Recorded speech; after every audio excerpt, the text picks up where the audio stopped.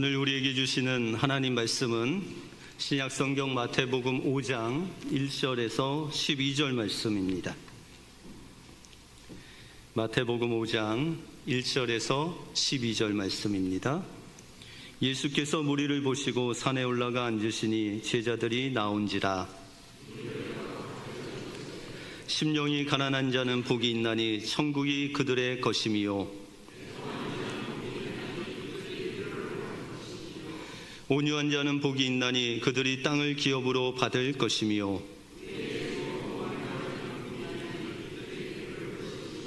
긍휼히 여기는 자는 복이 있나니 그들이 긍휼히 여김을 받을 것이며,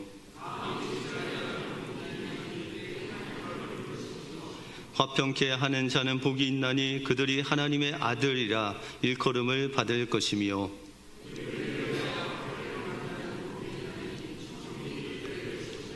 나로 말미암아 너희를 욕하고 박해하고 거짓으로 너희를 거스려 모든 악한 말을 할 때에는 너희에게 복이 있나니 기뻐하고 즐거워하라. 하늘에서 너희의 상이 큼이라. 너희 전에 있던 선지자들도 이같이 박해하였느니라. 아멘. 도끼와 톱과 망치가 서로 힘자랑을 했습니다. 여러분들, 도끼가 이길까요? 톱이 이길까요? 망치가 이길까요? 뭐니 해도 도끼입니까? 예. 이들은 아주 단단한 쇳덩이를 하나 놓고 이 쇳덩이를 부수는 쪽에 맏형의 지위를 주겠다, 그렇게 셋이 언약을 맺고 이제 먼저 도끼가 나섰습니다. 쇳덩이를 자세히 보더니 여기를 치면은 깨지겠다라고 해서 내리쳤지만 도끼의 날만 무디어질 뿐 이 쇳덩어리가 깨지지 않았습니다.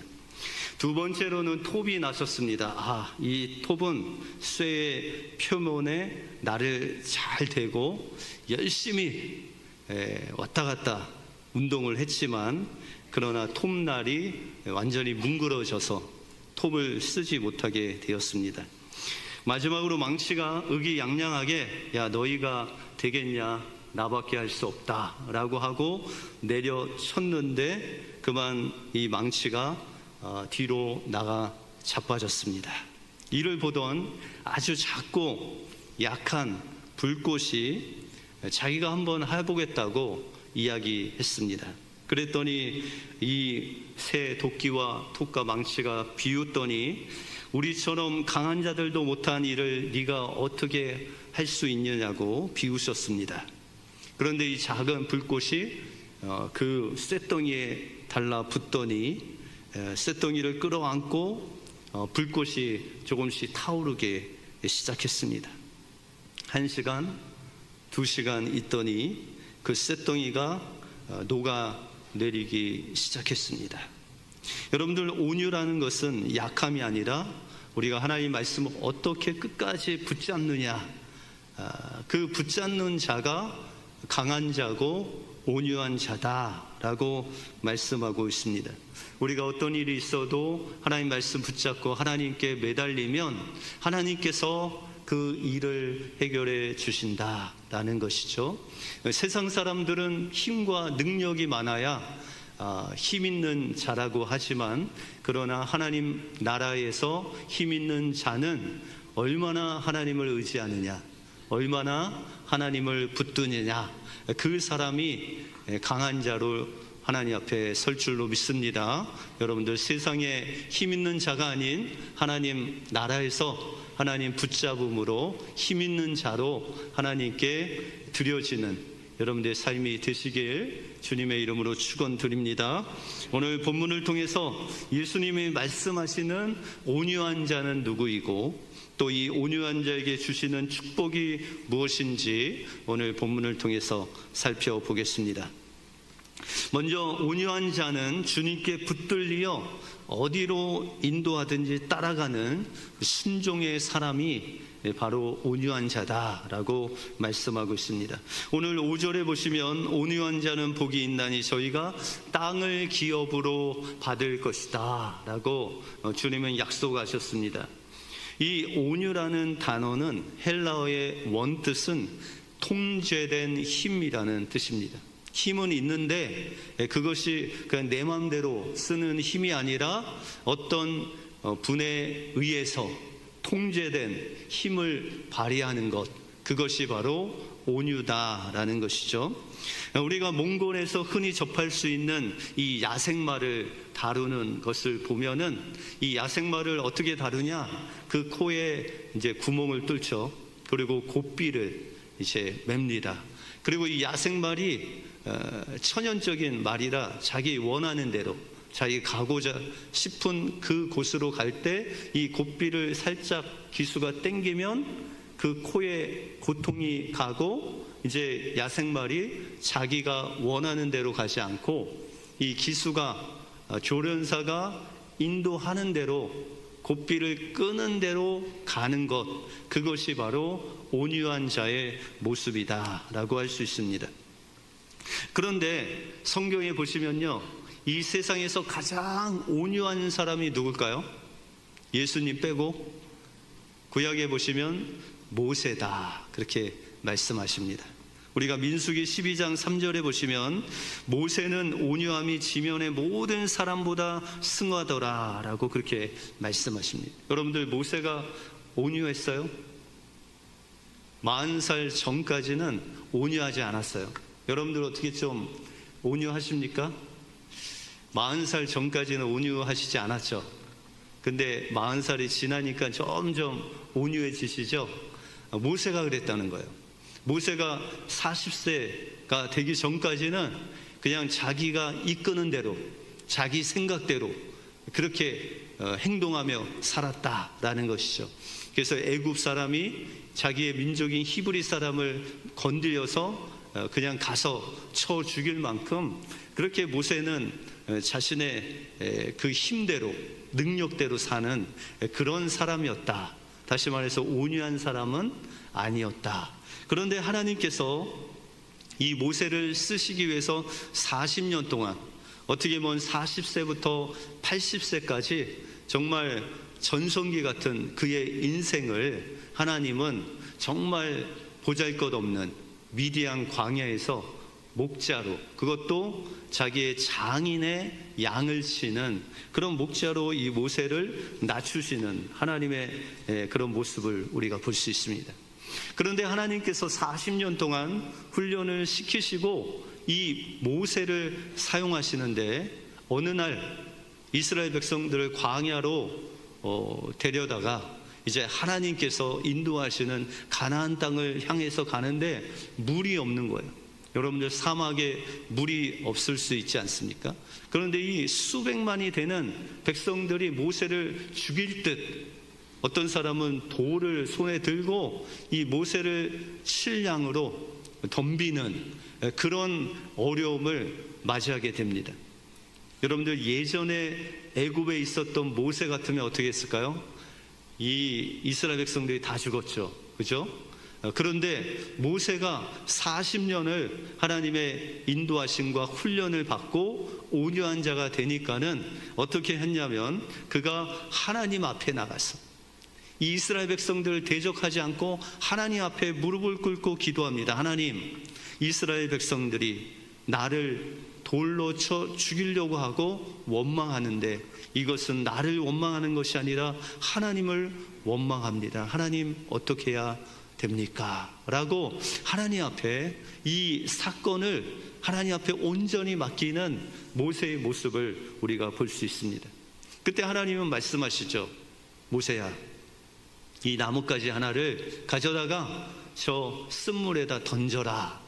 그래서 모세가 하나님 말씀에 순종하니까 어떻게 됐어요? 마라, 쓴물이 단물로 변하는 놀라운 역사가 일어나게 되죠.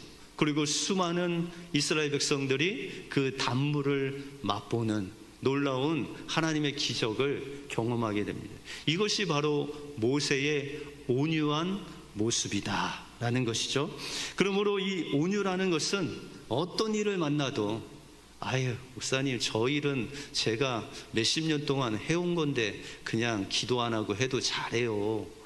그렇게 말씀하지 마시고 내가 할 수 있을지라도 내가 경험이 많아서 눈 감고 할 수 있는 것도 하나님 앞에 묻고 기도하고 하나님 응답을 받고 행하는 자가 온유한 자다라고 그렇게 말씀하고 있습니다. 그러므로 온유한 자는 어떤 일을 만났을 때 그것을 하나님 앞에 아뢰고 하나님의 전적인 다스림을 받아 하나님이 인도하시는 대로 순종하는 삶을 사는 자가 바로 온유한 자다라고 그렇게 말씀하고 있다는 것입니다. 그런데 우리의 이 온유를 방해하는 세력이 있습니다. 그 세력은 먼 곳에 있지 않고 여러분들 마음속에 있습니다. 여러분들 마음속에 분노케 하고 미워하게 하고 용서하지 못하게 하고 죄악을 범하게 하는 그 욕심이 우리 마음의 틈새를 노리고 하나님께 기도하지 못하게. 야, 오늘 너 바쁜데 무슨 기도냐? 오늘 그냥 잠깐 성경 보고 기도는 하지 마라. 이렇게 하나님을 의지하려고 하는 우리에게 원수는 우는 사자와 같이 계속해서 우리를 노리고 있다라는 것이죠. 그래서 구약 성경에 보시면은 이 하나님께 먼저 의지하지 않고, 다시 말해서 온유하지 아니함으로 하나님의 엄청난 복을 잃어버린 사람들이 나옵니다. 야곱의 아들들 중에 시므온과 레위라는 이 아들들은 하나님께서 예비하신 축복을 잃어버리는데, 왜냐하면 그가 마음에 이끄는 대로 그의 누이 동생이 세겜 땅의 사람들을 또 여자들을 보려고 나갔다가 이 세겜의 추장 아들에게 겁탈을 당하죠. 그래서 이 형들의 마음에 분노가 막 일어났어요. 그래서 그것을 분노를 참지 못하고 거짓으로 이 세겜에 사는 남자들에게 너희가 할례를 받으면 내 누이를 너와 결혼시켜 주겠다 거짓말을 하고, 이 세겜에 있는 모든 사람들 남자들이 할례를 받았을 때 가장 고통스러운 3일째 되던 날 이 시므온과 레위가 가서 그 남자들 다 칼로 죽이게 되죠. 이들은 한순간에 그 분노를 이기지 못함으로 인해서 하나님의 다스림을 받지 못함으로 그들은 하나님이 예비하신 축복을 받아 누리지 못합니다. 또한 야곱의 형 에서는 자신이 사냥하러 갔다가 여러 시간 동안 사냥하다가 너무 갈증도 나고 배고파서 거의 죽을 것 같이 왔는데 마침 동생이 죽을 끓이고 있는 거예요. 그랬더니 야곱이 말하기를, 야, 너 장자 명분을 나에게 주면 이 죽을 주겠노라 했더니 에서가 쉽게 자기 배고픔 그것을 먼저 생각하고 그 장자의 축복을 팥죽 한 그릇에 팔아버리죠. 이와 같이 자기의 그 마음에 이끄는 대로 행동함으로 하나님께서 예비하신 축복을 받지 못했다라는 것이죠. 여러분이 잘 아시는 예수님의 제자 가룟 유다는 그 마음에 하나님보다 돈을 좋아하는 욕심이 있었죠. 그래서 대제사장들과 종교 지도자들이 야, 너 은 30 줄 테니까 예수 팔아라. 그때 그 마음속에 오는 욕심을 다스리지 못하고 하나님께 기도하지 않고 그것을 행함으로 그는 스스로의 길을 가는 그런 불운의 사람이 되고 맙니다. 이와 같이 하나님의 나라에 있어서 하나님의 다스림을 받고 하나님께서 말씀하신 대로 순종하는 자라야 하나님께서 축복하신다라는 것이죠. 때때로 우리는 기도하지 않아도 마음에 불편함이 없을 때가 있죠.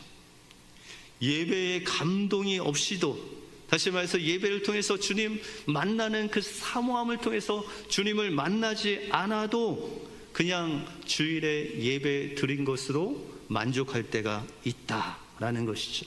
예수님의 십자가 사랑을 잊었는데도 불구하고 그 돌 같은 마음 가지고 그냥 살아갈 때가 있다라는 것이죠. 왜요? 우리의 심령이 다른 것으로 부해졌기 때문입니다. 심령이 가난하지 않고 애통하지 않고 온유하지 아니함으로, 다시 말해서 주님의 말씀에 순종하지 않고 주님을 의지하지 않기 때문에 내 마음대로 내 뜻대로 살아왔다라는 것이죠. 그런데 이제 예수님을 믿고 하나님의 자녀된 우리가 살아야 될 그 길을 예수님이 지금 보여주시고 있다라는 것이죠. 그것은 바로 주님, 이제 주님을 더욱더 사랑하겠습니다. 주님, 이제 성령의 음성에 민감해지겠습니다. 주님께 매여 주님께서 메어주신 그 고삐를 당기시는 그대로 우리가 주님의 통치함을 받겠습니다. 주님, 나를 메어주시고 다스려 주십시오. 그럴 때 하나님께서 여러분들의 마음에 있는 그 육신의 생각들, 분노들, 그것을 다스려 주시고 하나님의 방법대로 여러분들의 마음을 통치하시고 다스려 주시고, 또한 하나님이 원하시는 그 천국의 땅이 여러분들의 마음속에 이루어지는 그 축복을 주시겠다라고 약속하고 있습니다. 그 하나님의 약속이 하나님께 묻고 순종함으로 여러분들 마음속에 이루어지길 주님의 이름으로 축원드립니다. 그러면 이렇게 온유한 자에게 주시는 하나님의 축복이 무엇일까요? 하나님은 온유한 자에게 땅을 기업으로 주시겠다라고 그렇게 말씀하고 있습니다. 여러분도 어떻게 좀 예전에 땅 사놓으신 거 있으세요? 네. 전에 제가 고등학교를 개포동에서 다녔는데 그 개포동 땅이 한 3만에서 3만 5천 평이 되는데 그 당시에는 거의 몇천 원에 샀다는 얘기를 들었습니다. 다 농밭이었는데, 그런데 지금은 그 개포동 땅이 엄청나게 올랐는데요. 여러분도 어떻게 그렇게 예전에 좀 땅 사놓은 거 있으세요? 네. 그 땅이 뭐 몇십 배 올라도 여러분들 그냥 모든 것을 가진 것 같은데, 하나님께서 하나님의 그 하늘에 있는 땅을 주시겠대요. 그러면은 좀 그 하나님 말씀을 듣고 우리가 그 땅을 좀 소유하면 좋지 않겠습니까? 근데 하나님께서 말씀하시기를 너희가 온유하면 하나님께서 하나님의 땅을 여러분들에게 그냥 주시겠대요. 그러면 여러분들 땅 하면 어느 땅이 생각나세요? 가나안 땅이 생각나죠. 여러분들 하나님께서 이스라엘에게 약속하신 그 땅이 바로 가나안 땅이에요. 그러면 우리 신약 시대에 사는 우리에게도 땅이 있죠. 이 가나안 땅이 어딜까요? 바로 여러분들의 마음이 바로 하나님께서 주신 가나안 땅이다. 왜냐하면 그 가나안 땅, 여러분들 마음에 여러분들의 성전 대신 주님을 모시고 살기 때문에 우리의 마음이 바로 가나안 땅, 주님이 약속하신 땅이다라는 것이죠. 그래서 마태복음 13장에 보시면 거기에 네 가지 땅이 나오죠. 하나는 길가밭, 두 번째는 돌밭, 세 번째는 가시덤불밭, 네 번째는 좋은 땅이 있죠. 이와 같이 여러분들의 마음은 하나님께서 주신 가나안 땅인데, 그 가나안 땅이 하나님께서 통치하시는 좋은 땅이 될 수도 있고, 그리고 하나님이 다스리지 않으면 길가밭, 돌밭, 또한 가시밭이 될 수 있다. 그래서 갈라디아서 5장 19절에 보시면은 여러분들 가나안 땅, 여러분들 마음속에 누가 살고 있냐면 가나안 족속이 살고 있다. 가나안 족속들이 뭘까요? 갈라디아서 5장 19절 이하에 보시면은 음행, 원수 맺는 것, 투기, 질투, 분노, 여러분들하고 전혀 어울리지 않는, 이거는 나하고 어울리지 않는다, 그거는 다 가나안 족속이에요. 나는 사랑하고 또 친절하고 격려하고 뭐 이런 성품만 있는데, 예수님의 성품, 사랑의 성품만 있는데, 그 예수님의 성품과 반대되는 성품은 다 가나안 족속이다 라는 것이죠. 그러므로 우리의 삶 속에서 여러분들의 가나안 땅에 있는 가나안 족속만 정복하면 그 땅이 누구 땅이 돼요? 여러분들의 땅이 되는 거예요. 하나님이 주신 귀한 땅이 된다라는 것이죠. 그러면 우리가 어떻게 우리 마음속에 있는 그 가나안 족속을 정복할 수 있느냐라는 것이죠. 그것이 구약의 그림자와 같이 우리에게 그 비결을 알려주시고 있다라는 것이죠. 우리가 여호수아가 첫 번째로 가나안 땅을 정복한 성이 어느 성이죠? 예? 가나안 성? 예, 여리고성이죠, 그렇죠? 근데 여리고성을 보면은 그냥 우리가 여리고성 하니까는 그냥 정복할 수 있는 뭐 몇 바퀴 돌면 무너지는 그런 성이다라고 생각하지만, 고고학자들에 의하면은 이 여리고성은 만만한 성이 아니었습니다. 그래서 이 여리고성은 엄청난 양의 흙으로 뚝을 만들어 놓은 그런 성이었어요. 그래서 그 성 둘레만 1km 정도 되고, 그 성의 뚝의 높이가 15m, 15m면 한 5층 건물이 넘죠.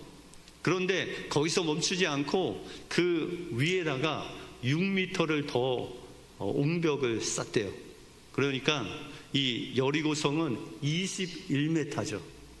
몇 층 건물? 한 7층 건물로 1km가 다 쌓여 있는 것이죠. 그런데 하나님께서 이 엄청난 여리고성을 어떻게 무너뜨리세요? 하루에 한 바퀴씩 도는 거예요. 우리 성도님들 오늘 나오신 분들이 한 150명이 되면 이 150명이 리들렉 한 바퀴 도는데 얼마나 걸릴까요? 꽤 걸리겠죠. 또 어떤 분들은 또 힘들다고 따라오지 않는 분도 있고. 그런데 이스라엘의 지금 인구가 몇 명인지 아세요? 장정만 60만 명, 아이들까지 한 200만이 여리고성을 한 번 도는 거예요. 줄 한 번 세우는데 한 몇 시간이 걸리겠죠, 그죠? 그리고 그렇게 한 바퀴를 도는 거예요. 그런데 하나님께서 마지막 날은 몇 바퀴 돌라고 하세요? 7바퀴.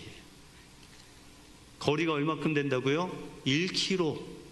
1km를 7바퀴를 200만이 돈다고 생각해 보세요. 제가 볼 때는 아침 일찍 시작해서 거의 저녁까지 돌았을 겁니다. 그런데 하나님께서 그 하나님의 방법으로 7바퀴를 돈 후에 여호수아가 명령하여 소리를 지르니까 어떻게 됐어요? 그 여리고성이 무너졌습니다. 우리는 여기까지 여리고성은 하나님께 순종함으로 한 바퀴 7바퀴 돌고로 무너졌다, 그렇게 생각하죠. 근데 실제로 그 말이 반은 맞고요, 반은 하나님께서 또 하나의 명령을 주신 것이, 너희가 여리고성을 정복할 때 그 각각 집마다 노략하지 말고 사람들 남녀노소 할 것 없이 죽이고, 또 우양 이 짐승들 다 죽이고 하나도 갖지 말고, 또한 하나님께서 명령하신 동, 구리, 철, 이것은 하나님께 구별해서 드려라 라고 그랬어요. 그러면 이 이스라엘 백성들이 이 말씀에 순종을 했을까요, 안 했을까요? 우리가 고고학자에 의하면 20세기 초에 이 여리고 성을 발굴을 했대요.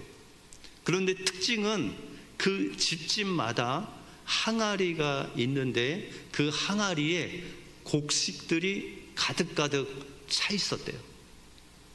이 이스라엘 백성들이 요단강을 건널 때 언제 건넜어요? 보리와 이런 밀 추수 때. 그래서 이 여리고성에 있는 사람들이 자신들이 전쟁을 하게 되면 이제 그 곡식을 잘 비축해 놓았다는 것이죠. 그런데 이스라엘 백성들이 그걸 다 노략했어요, 안 했어요? 고스란히 그 항아리에 집집마다 다 담겨져 있었다라는 것이죠. 그것이 어떤 증거냐면 이스라엘 백성들이 하나님 말씀에 순종해서 하나님이 죽이라는 것 죽이고 드리라는 것 드리고 그 다음에 다른 것들 건드리지 않았다. 이 아간이라는 사람이 훔친 것 외에는 온 백성들이 하나님 말씀에 순종할 때 하나님의 놀라운 그 여리고성이 무너지고 하나님의 뜻이 이루어졌다라는 것이죠.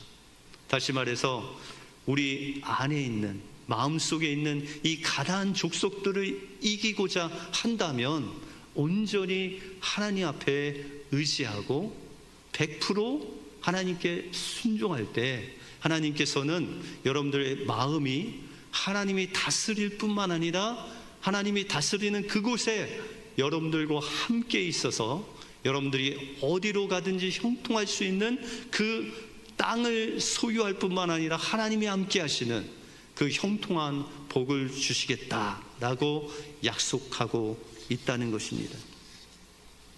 2003년 2월 18일 오전 9시 53분에 대구 광역시 중앙로역 구내에서 한 50대 남자가 휘발유 담긴 페트병 2개를 불을 붙임으로 인해서 지하철에 이제 불이 붙습니다.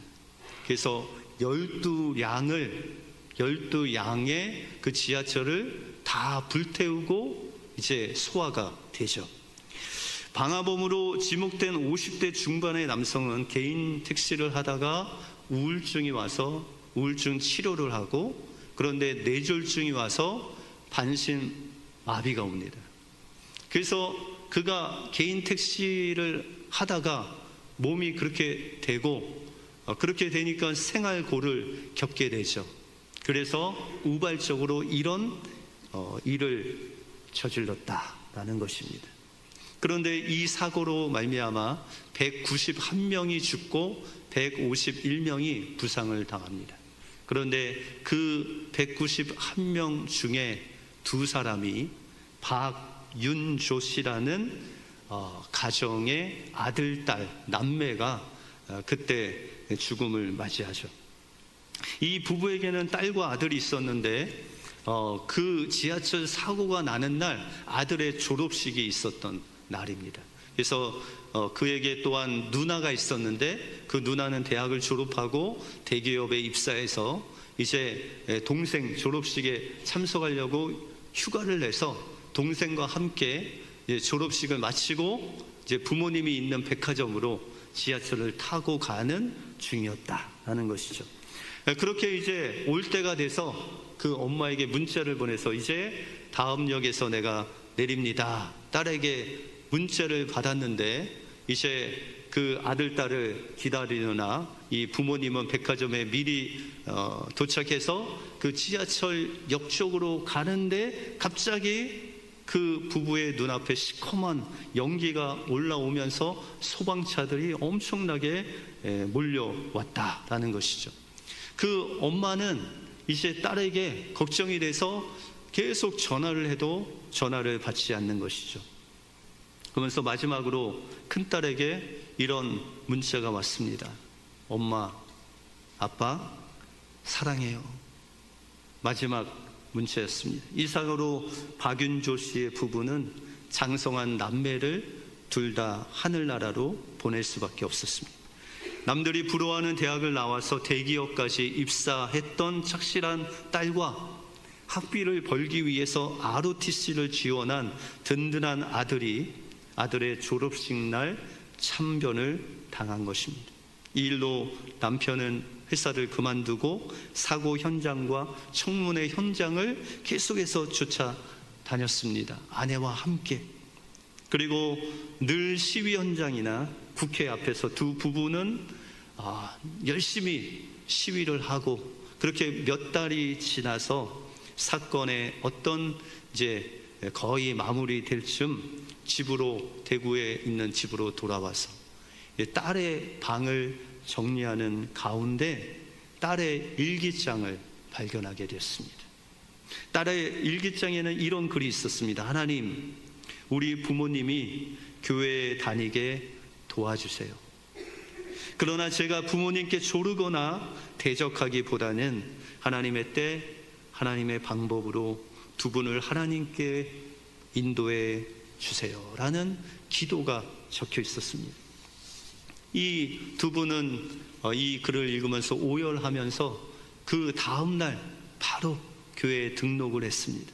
그리고 그 등록하고 하나님 앞에 예배하고 또 신앙생활을 하는 가운데 하나님께서 이 부부를 얼마나 사랑하시는지, 그 딸과 아들을 얼마나 사랑하셨는지를 경험하게 하면서 그 부부가 예수 그리스도를 영접하게 되었습니다.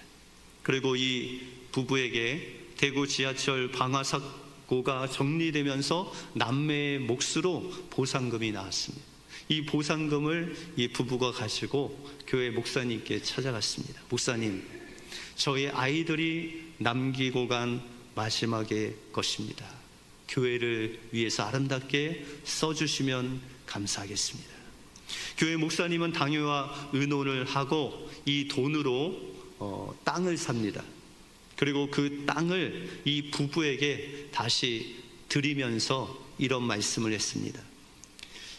박은조 성도님, 마태복음에는 온유한 자에게 하나님께서 복이 있다고 하시면서 그들에게 땅을 기업으로 주신다고 약속하셨습니다.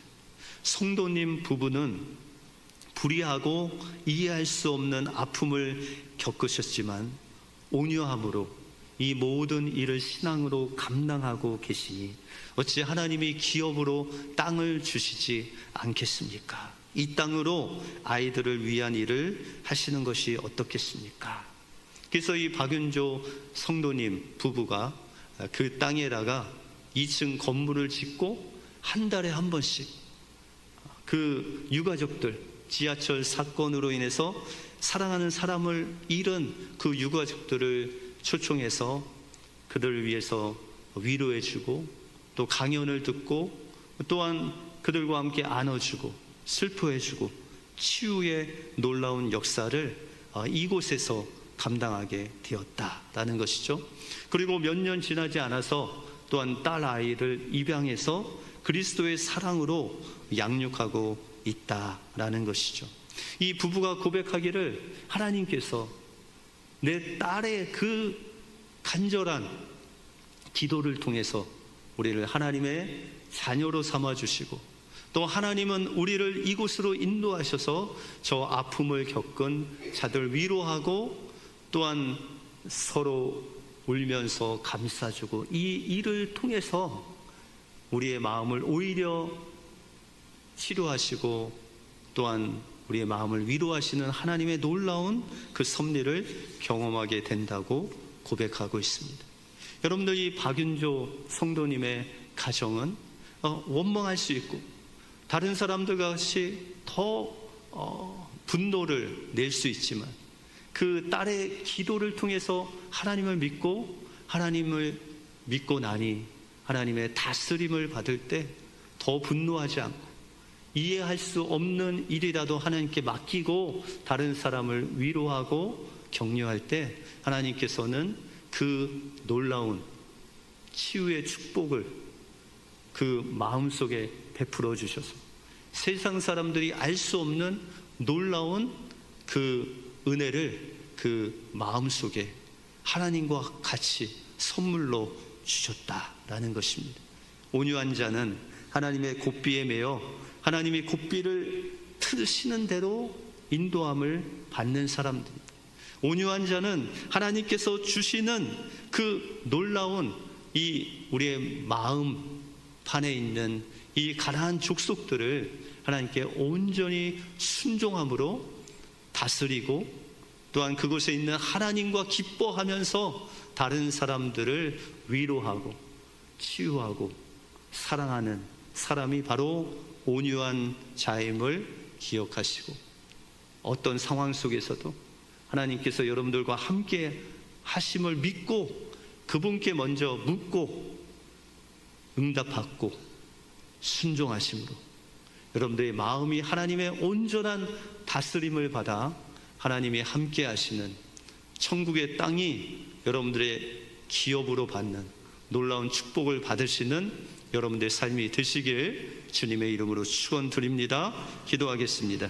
하나님 감사합니다. 오늘 온유한 자가 복이 있다고 하시면서 그 온유한 자의 그 마음이 온전히 하나님의 다스림을 받음으로 그곳에 하나님이 함께 하시고 그곳을 치유하시고 위로하시고 격려하시는 그 놀라운 하나님의 축복을 받는 모습을 보게 해주심을 감사합니다. 하나님, 우리의 삶 속에서 작은 것 하나라도 하나님께 묻고 맡기고 하나님의 다스림을 받음으로 말미암아 우리의 마음이 하나님이 통치하시는 가나안 땅이 되어서 하나님과 함께 동행하며 하나님의 축복을 누리는 우리 은혜교회 모든 성도들 되게 하여 주시옵소서. 모든 것 주님께 감사드리오며 예수 그리스도 이름으로 기도하옵나이다. 아멘.